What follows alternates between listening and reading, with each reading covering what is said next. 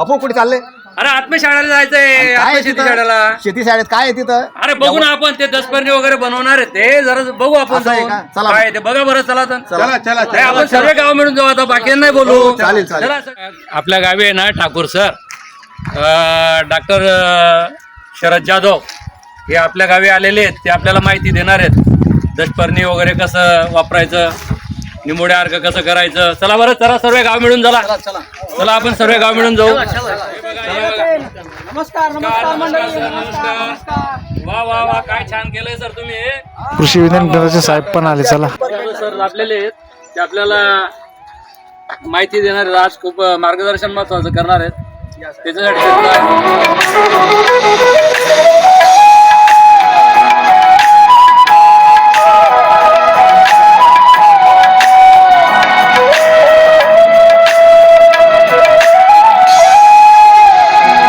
हे काय दशपर्णी वाटतं. आपल्याला आता दशपर्णांक तयार करायचा आहे. असं आहे का? घरच्या घरी औषधी तयार करायची. हो, हो. आज आपण भरपूर कीटकनाशकाचा भडीमार वापर करतोय. हो. आपलं आरोग्य बिघडतंय.